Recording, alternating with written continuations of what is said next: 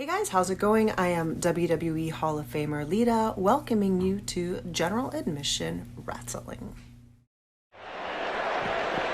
Folks, we join you here from Atlanta for GAW Dark. We were supposed to get out in the match, or in the ring rather, to see a GAW Classic match, but instead this is Marco Diaz and Zack Sabre Jr. backstage here. This has been going on, I'm told, for a few minutes before we joined in. And no indication, oh my God, no indication of how this fight started, where Derek Cole is or anything like that. But Marco Diaz, and this just continues the war that we've seen. Zack Sabre Jr. just sending Marco Diaz knees first onto this cold ground here backstage. Once again, folks, we were supposed to have a GAW Classic match, and that is still getting ready.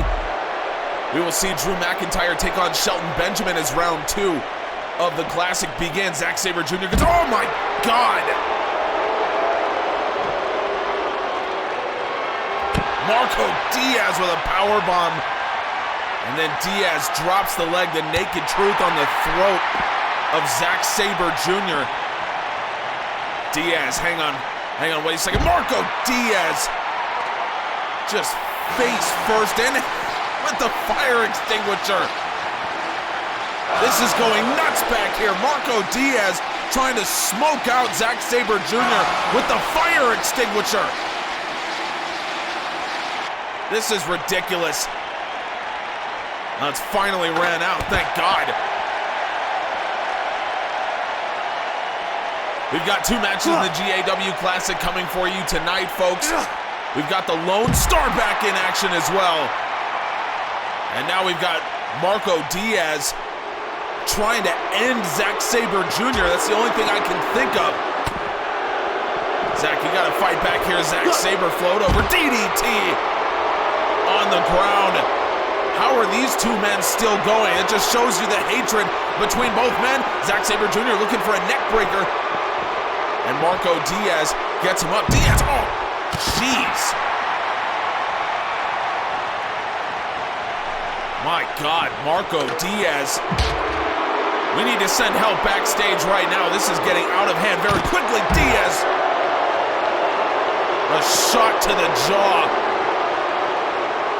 And now, the first member of the Las Vegas Connection that came in, Diaz, off the top of that road pack. I should also mention main event here, Max Ultimate will take on Yamamoto Kobayashi, fresh off a win over the Titans on Monday in a tremendous match. Go check that out if you haven't seen it. That was on Stormbreaker. And then, of course, folks, Battlefield comes at you January 17th. And 1 week from today, January 19th, we will get a special presentation of Dark Warpath. 3 matches not part of the Stormbreaker versus Storm series, as well as 2 matches in the GAW Classic and the semifinals of the Raw tournament. Santanico versus Ulysses Sky, and Igris versus Marco's brother Angelo Diaz. Zack Sabre Jr. with another DDT. These 2 have brawled all over the place. Makes them almost impossible to stop, and we will get someone back there right now.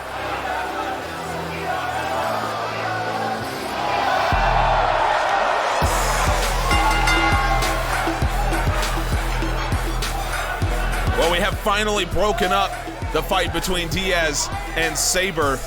Again, no indication of how it started, but we've finally gotten people back there. So this is the first of 2 GAW Classic matches that we will see today. Second round action begins. Shelton Benjamin and Drew McIntyre, 2 men that lost their first matches in the Classic, will be squaring off. So this is a very interesting matchup. It's basically lose and you are done in the Classic.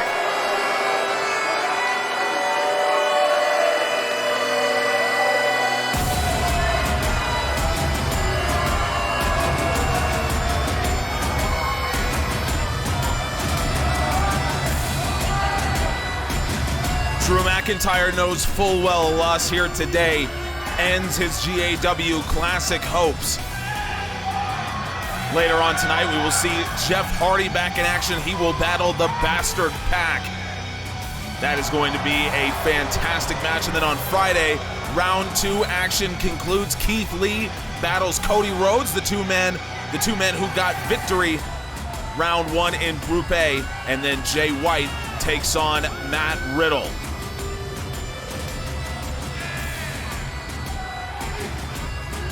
This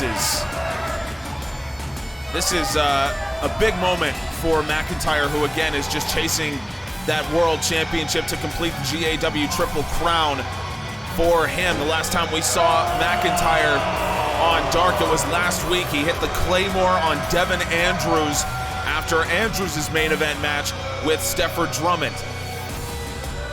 This war has gotten out of control, and since announcing Battlefield, it has stymied a lot of the combat that we've seen between Storm and Stormbreaker, but obviously, as we've seen, hasn't completely fixed the problem. All I know is I hope that no one from the Academy will interfere in the Classic. I'm sure McIntyre and Benjamin hope the same thing. Let's see how this match goes. Again, lose here, you're pretty much done. This is in Group A, so potentially after this Friday, we will have a clear leader, a 2-0 wrestler in Group A. Could be either Keith Lee or Cody Rhodes. And if that's the case, then certainly the third round matches, that'll lock things up, so we'll see. We'll see what happens here. Keith Lee still has to face Drew McIntyre. That'll be his final match. Cody Rhodes, obviously, will battle Shelton Benjamin in a Glasgow kiss from Drew McIntyre. McIntyre trying to make quick work of Shelton Benjamin, and that's not going to happen. Jeff Hardy in action for the first time ever on GAW Dark, so that is going to be an incredible moment. McIntyre in the corner.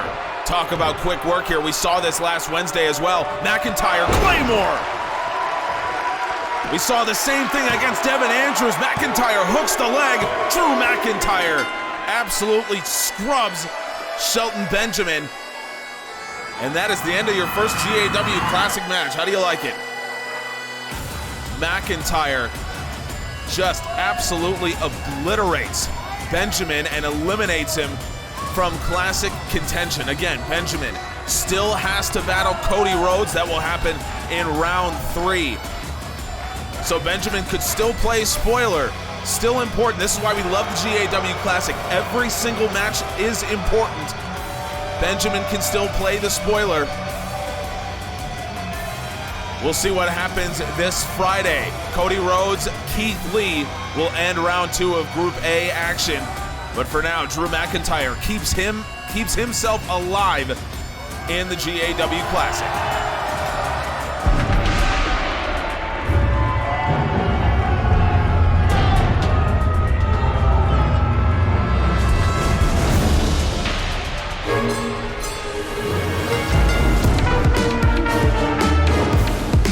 Danielson should probably change his Twitter handle. I don't think that's very accurate anymore. And unfortunately for Danielson, given the way that his record has gone, it probably won't be accurate for a very long time. Danielson at 5-13 as a singles competitor. Certainly much different to how he was this time 2 years ago. Even this time last year, but it just shows you the influx of talent that has come into the GAW Academy. Danielson is still an incredible wrestler, but the level, the tide has risen, so to speak. Danielson has been caught up in that. But there's never a bad time to get back on track, and facing this bright young rookie star might be the time.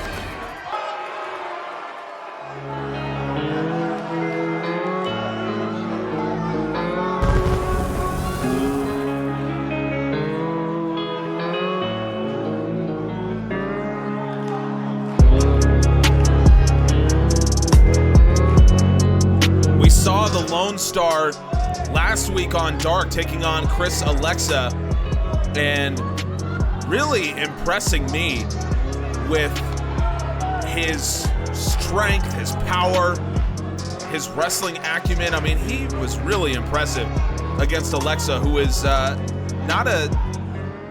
he's certainly not tame. He's definitely a threat, Alexa is, and Scott Danielson is the same. So we'll see how the Lone Star deals with this. Again, it's, for as many rookies as we have in the GAW Academy, the Lone Star has just crept up on us here and really surprised me. I mean, again, this is just not a guy that I knew a lot about coming in. Scott Danielson hoping to make quick work of the Lone Star here, much like Drew McIntyre made quick work of Shelton Benjamin, and he's going to need more than that. That was an emphatic kick out from the Lone Star.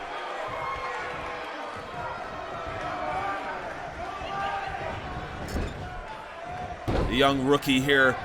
I mean, just look at the size of this man. Scott Danielson, he's a pretty big guy, strong guy. The Lone Star just dwarfs him. I mean, it's really amazing.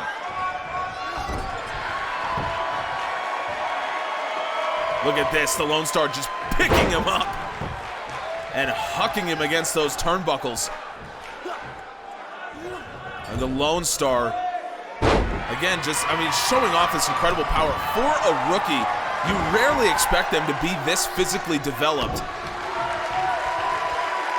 Lone Star proving us all wrong here. Let's see what Danielson can do against some overwhelming offense. Like we saw last Wednesday, Danielson could use a win in a bad way. The end of season 2 is in sight. Nitro goes down early March. So Danielson, he's got very little time to turn things around. But a little momentum boost before season 3 would certainly help. Danielson with a spine buster. That's one way to do it.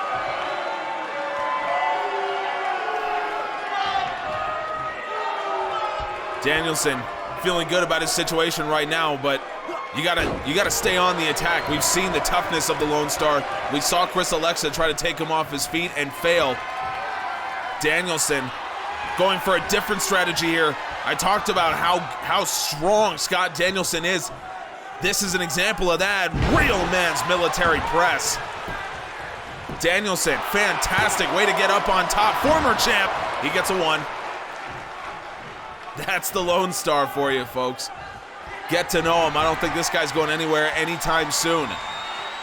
Lone Star to his feet. Danielson, I have an idea what he might be looking for. He's got him in the crucifix, looking for the Blade Runner, but Lone Star able to get, oh my God! Lone Star with a discus punch, and Danielson, he doesn't even know where he is. It didn't, a discus punch from the Lone Star, and Danielson, he looks lost. He took the punch, he looked around like he forgot he was in Atlanta. My God, at least he sort of remembers that he's still fighting. That strike caught. Danielson answers. At least he knows where the ring is. Up into the ring, Danielson, oh my God, he's lost his mind. He's absolutely lost his mind. Lone Star takes him down with a knife edge chop to the abdomen. This is absolutely outrageous. A thunderous knife edge chop in the corner. This is outrageous what we're seeing from the Lone Star. The strength and power of this man. This has got to be one of the most developed rookies that I've ever seen in the GAW Academy.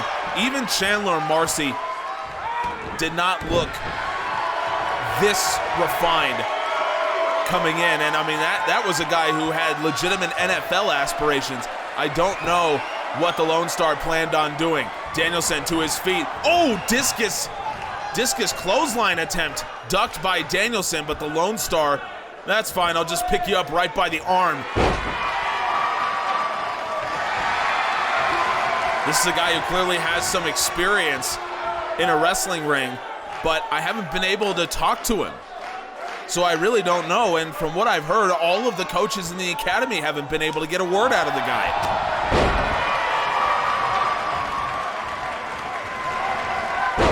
So I really don't know what the deal is here for the Lone Star. Dragon screw leg whip. Danielson, again, trying to fight out of this. What's interesting here, the Lone Star, as dominant as he is, he's not picking up quick victories as of yet. Now Scott Danielson hoping that second time's the charm for the real man's military press. The first time didn't work out so well. Let's see how the second time does. Danielson hooks the leg. It's a 2 count. Lone Star kicks out. At least Danielson got the 2 count this time. I can't believe he even remembers what he's trying to do in this match after that discus punch by the Lone Star. Up to his feet, Danielson might be trying this again. Danielson gets him up again. The crucifix is in. Blade Runner, and again the Lone Star slips out of it. This is a man who knows what he's doing. Lone Star, he's got the arm. Oh my goodness. I mean, just, when was the last time you got lifted up by your arm? Apparently that's what the Lone Star does to people. Really going after Danielson's arm. Maybe that's why he's been able to escape the Blade Runner. Danielson needs to be able to get a grip around your arm in order to keep you up. So maybe that's why the Lone Star can do this. Discus clothesline again, ducked by Danielson. Wow, Danielson, I mean, he's seeing his death every time that discus clothesline, every time the Lone Star winds that thing up. Danielson with a headbutt and the cover. Yeah, that's not gonna get the job done. Again, for a man as physically dominant as the Lone Star, as you can see right there, he's not finishing off matches quickly, which for me is even more impressive because it means that he's got a plan even when the match goes deep. A lot of times when you see guys this inexperienced, they try to go for wins quickly, and if it doesn't happen, they don't have a plan for what happens next. Mike Tyson famously said, everyone's got a plan till you get punched in the mouth, and that's kind of the idea with rookies, but it doesn't seem to be the case for the Lone Star. Discus clothesline, and again, Scott Danielson able to aim a good punch to the Lone Star and avoids that. Again, the discus punch earlier, the Lone Star has been on top basically since then. Danielson's oh my God! King Kong style lariat with the left hand. I don't believe the Lone Star is left hand dominant, certainly doesn't seem like it. Remember, he beat Alexa with a knee right to the jaw, and much like that. So we'll see if he goes down that path here with Danielson. Former champ to his feet, the Lone Star, he's got him by the head. Danielson able to work his way out of it, and a spear from Danielson. Able to just launch himself into the midsection, but the Lone Star back on his feet again. The Lone Star, there's the rising knee strike. That one connects, it put away Chris Alexa, and it puts away Scott Danielson. Multiple discus clotheslines attempted. Danielson was able to stay out of the way of him, so good for him, but the Lone Star, the rising knee strike. Look at that, that's the discus punch, and Scott Danielson, I mean, he just lost his mind on that discus punch. The Lone Star, a big win against a former champ and a very impressive win. Dominant over 8 minutes. I said it last week, I'll say it again. You gotta watch out for the Lone Star. This is a rookie who could make some noise with about 2 months left in the season. This rookie, he's going places.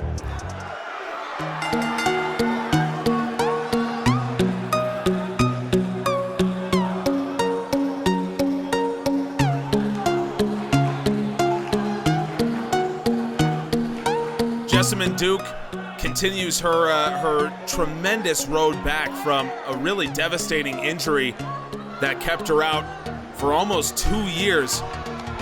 This will be her 11th match here in Season 2. Now, the 3-7 record is a little deceptive. You know, obviously you'd want that to be a little bit better, but for Duke, someone who wasn't sure if she was even going to be able to compete on this level ever again, I think she'll take the 3 wins regardless of how many losses She's fought for the World Championship. She has done a whole lot, coming from, again, a place where she thought that maybe she'd never be able to compete again.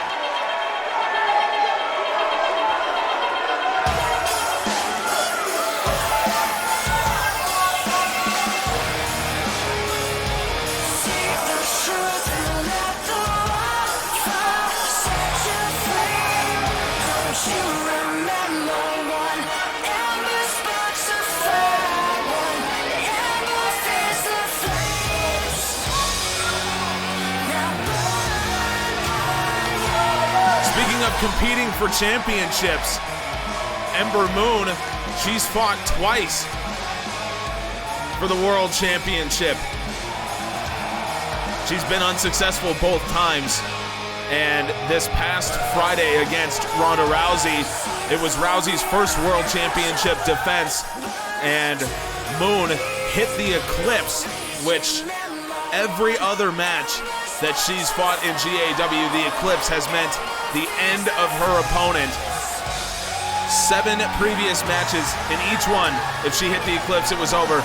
For Ronda Rousey, that was not the case. Rousey kicked out of the Eclipse, then finished off Ember Moon with the armbar. Of course, it was after that match, Shayna Baszler came down to celebrate the win with Ronda Rousey and a whole situation there. We'll see on Friday if we have any developments, but Jessamyn Duke with a massive right hook. That's one way to get things started if you are the MMA star Jessamyn Duke. She knows Ronda Rousey and Shayna Baszler pretty well, does Duke.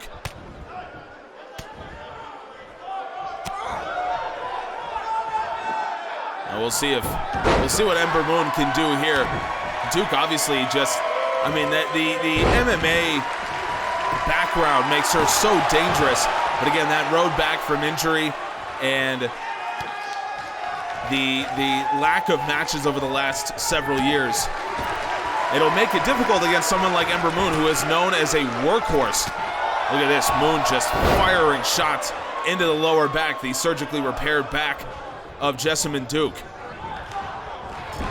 It's a good strategy here if you're Ember Moon. Front flip splash, Duke is out of the way. And Duke with a spear. Almost like a spear shoulder tackle kind of thing. She just drove Ember Moon right into the ground. Snapmare from Duke. Well done. Off the ropes. Duke, oh man. What a punt. Right to the head, almost like a PK with the flat of the boot. Duke hooks the leg. Ember Moon kicks out.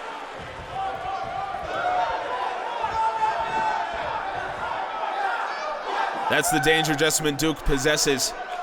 We talk about it, for example, with Aleister Black all the time, being an 8-point striker. And when you are MMA trained, very often, that is one of the effects. Oh, roundhouse, devastating roundhouse kick. But Ember Moon able to turn that aside. A Death Valley driver, Moon pops right back up. And Ember Moon going to the top here. Jessamyn Duke just trying to get away from Ember Moon's incoming offense. I don't know if she realizes where Moon has gone. Ember Moon from the top, eclipse, but Duke ducked underneath.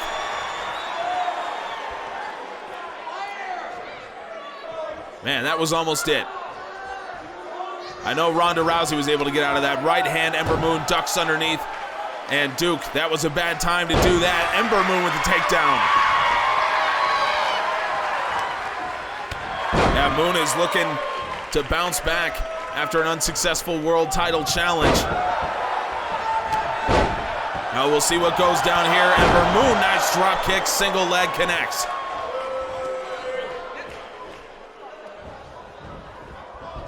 Great match here so far, but Moon front flip splash, and again, Jessamyn Duke out of the way. Ember Moon right into the turnbuckle, but Duke was not quick enough.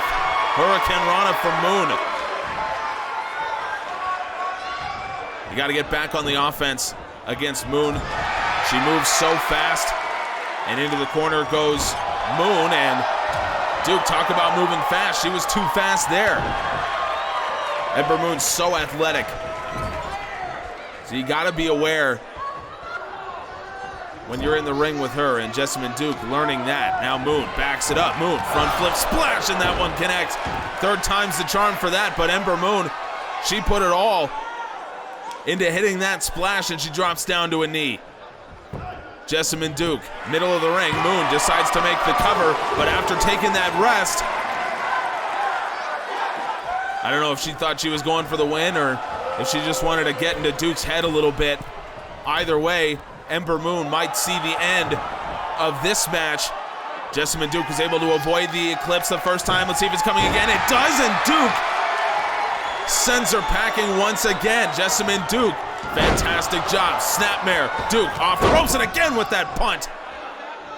Right to the temple, and she uses the flat of the boot. It's almost like a basement big boot for Jessamyn Duke. Oh, what a crucifix driver.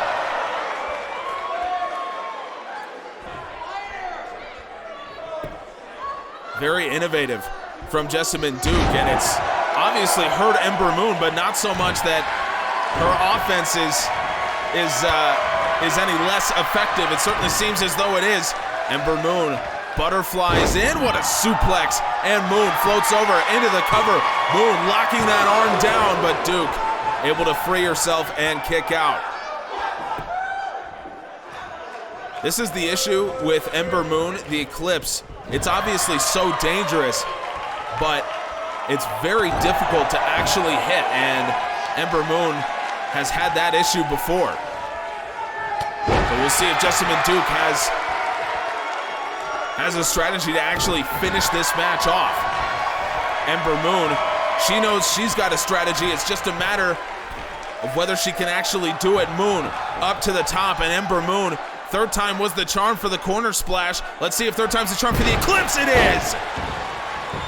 Eclipse from Ember Moon, again locks that arm in. Ember Moon leg hooked, and that's a great win for Ember Moon. A much needed win.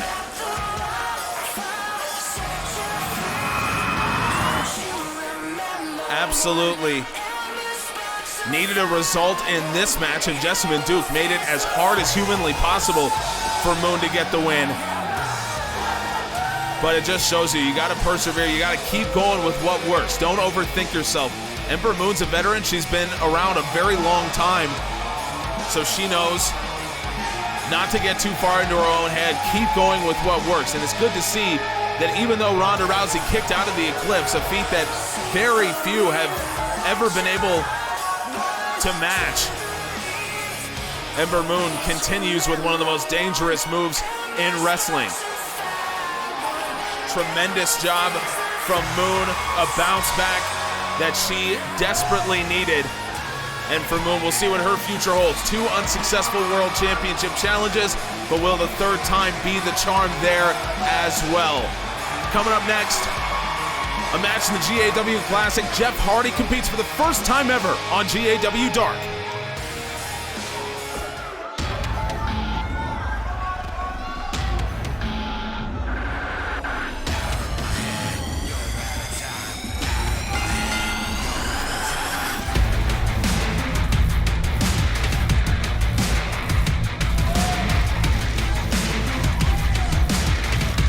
Well, for Pac, much like for Shelton Benjamin and Drew McIntyre, this is a do-or-die match for him.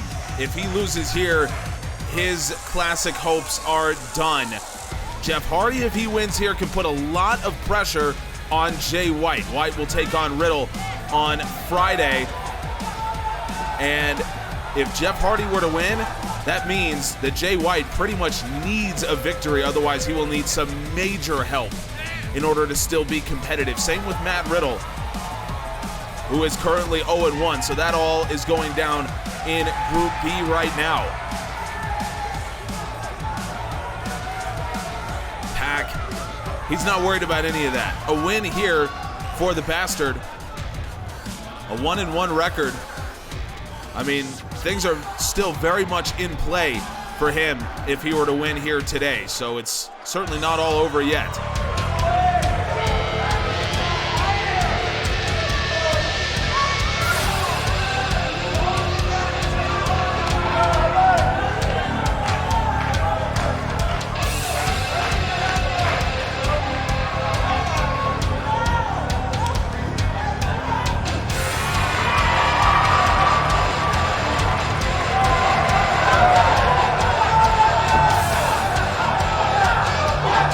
think the Atlanta crowd was expecting to see Jeff Hardy in a situation like this, but Hardy, for the first time ever coming to GAW Dark, what a moment. It was a tremendous ovation for the charismatic Enigma last Friday when he returned to GAW for his first singles match in 2 years.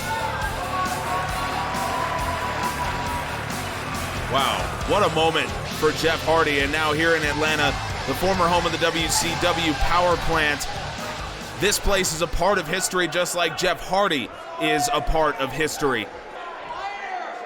And Hardy hoping to get a win here and inch a step closer to history for himself. Running cross, and Hardy with an early cover.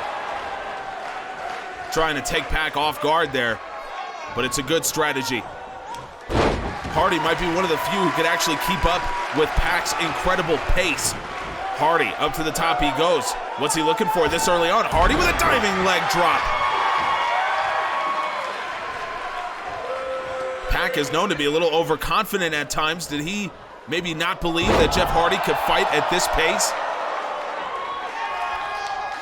I don't know, we'll have to see. Pac able to get the jawbreaker, extricate himself a little bit. Nice basement drop kick, well aimed from the incredible striker, the Bastard. Coming up in our main event, Max Ultimate battles Yamamoto Kobayashi. That's going to be a tremendous match. Max Ultimate will be representing Stormbreaker in the 8-man tag match coming at Battlefield. And coming after the main event, we will have a schedule of events for Battlefield going down next week. Events as we know them right now. Of course, if you were watching Stormbreaker on Monday, you saw Brock Lesnar lay waste to the GAW Academy and to the champion Lancelot. So hopefully we'll hear more from Mr. Lesnar and Mr. Heyman coming up. Pac out of the ring. Jeff Hardy was waiting for him, and a jawbreaker on the outside.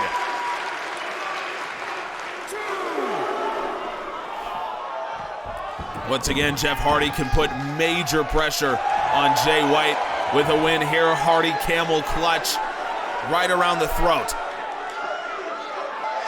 Single leg style S-grip. Pac able to strength his way out of it, and now Pac hoping to use that strength. Suplex countered by Jeff Hardy, and now Hardy with a face buster. Hardy stops Pac's rollout with a cover. Well done. That is experience at play right there. A 2 count. That is experience there from Jeff Hardy, but now Pac back to his feet, maybe avoiding the Swanton Bomb, but he does not avoid the flying cross. Jeff Hardy, tremendous stuff here from the veteran. Pac forces him down. Now Pac, single leg crab. Jeff Hardy grabbed the ropes. Pac holding on for the duration of that 5 count. And Jeff Hardy has to propel him off himself. Again, Jeff Hardy's a veteran. He probably knew what Pac would do. He knew that grabbing the rope would not be enough. Pac, teardrop suplex, countered into a bulldog.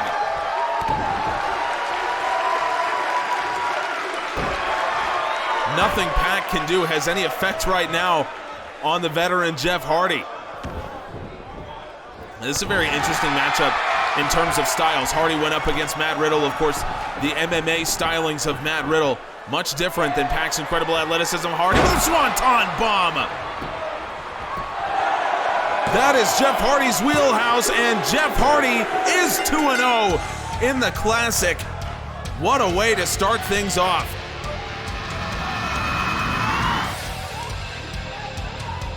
Jeff Hardy. I don't know if anyone was expecting a performance this good against a man this athletic, the way Pac is. But Jeff Hardy turning back the clock, much like he did against Matt Riddle. So Hardy now is in a terrific situation. At 2-0, Jay White needs a win against Matt Riddle this Friday to keep up the pace. If he does not, that means Jeff Hardy win and he's in pretty much the rest of the way. Hardy still has to face Jay White. So we'll see how that match on Friday goes. But for right now, let's take you to our main event. Max Ultimate and Yamamoto Kobayashi fresh off a huge win over the former Academy Tag Champions.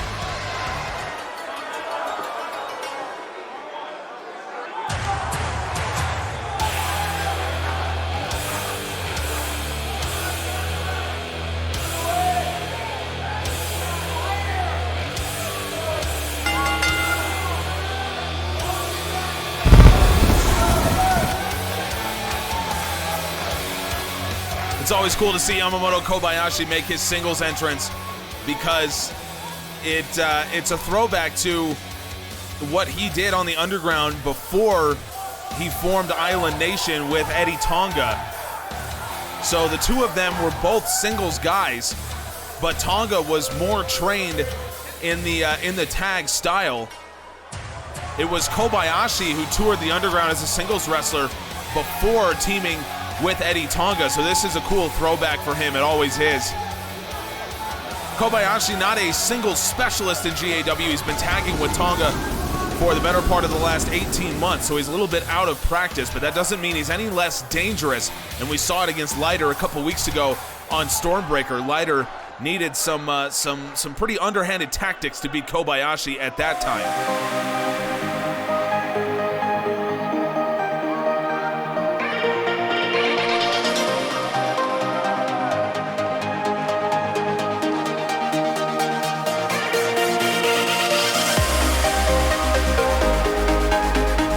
Kobayashi and Island Nation certainly picked up a massive victory over the Titans on this past Monday on Stormbreaker.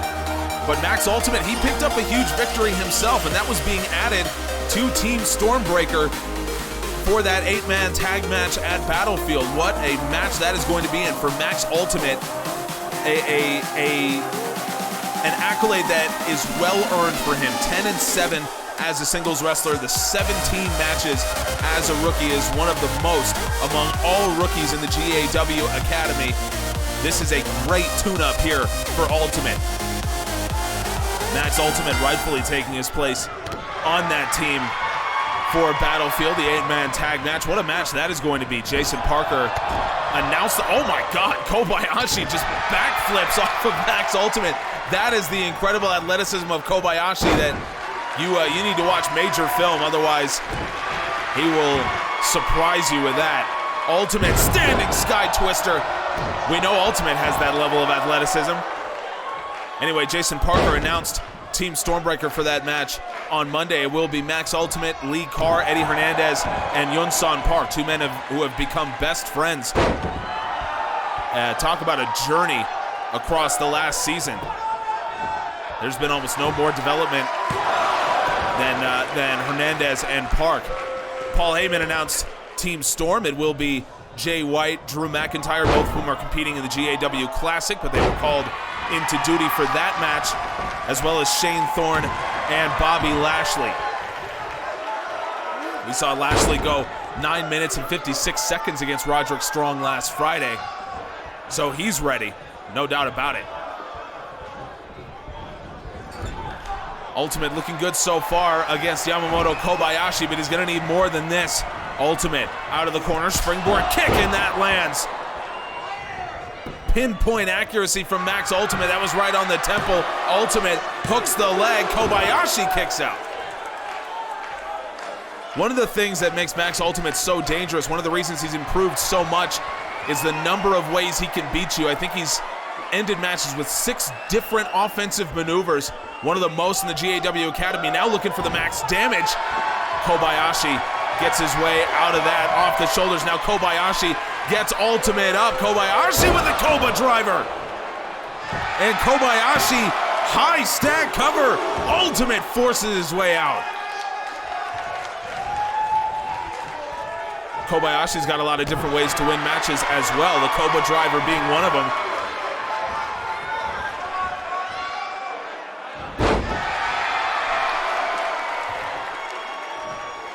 Max Ultimate was on top of it for that one. Well, let's see what Kobayashi's got in mind here. Kobayashi Dragon Bomber, and Max Ultimate works his way out of it. Poison Rana.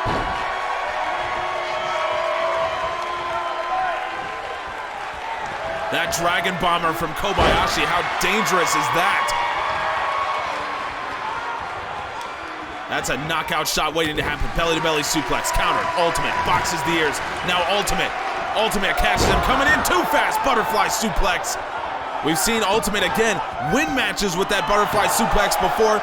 Lots of torque on the hip, and Max Ultimate wins it again.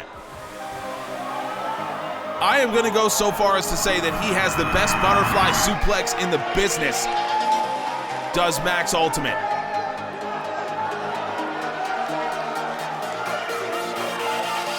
Just the torque on the hips he gets.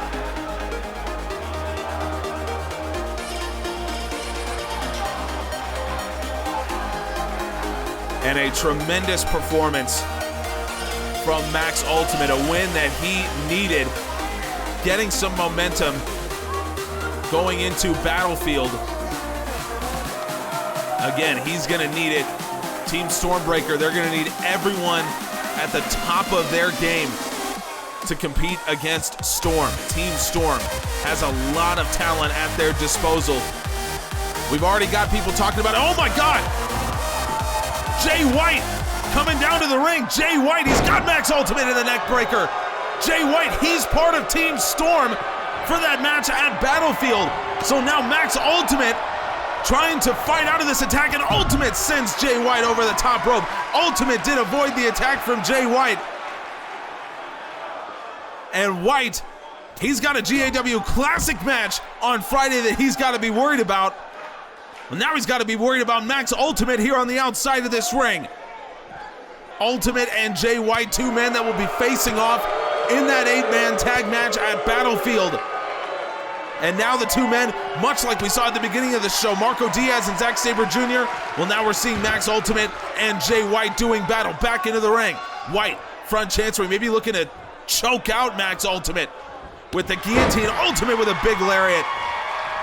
Referee's trying to do what he can to stop this thing, trying to signal somebody to come down and stop this fight between White and Max Ultimate. Gets Jay White to tap out to a Boston Crab. Jay White wanted nothing to do with that thing, and now Max Ultimate gets him up onto the shoulders. Ultimate may be looking for the max damage, but Jay White, these two just brawling back and forth. We're getting some people out here to separate these two men. I'm hearing they're coming from backstage, but something's got to be done or someone's going to hurt each other. Folks, Friday Night Storm is coming, the last show before Battlefield. You cannot miss it. We'll see you then. Subscribe. We appreciate you. You know I got the strap, but right I push the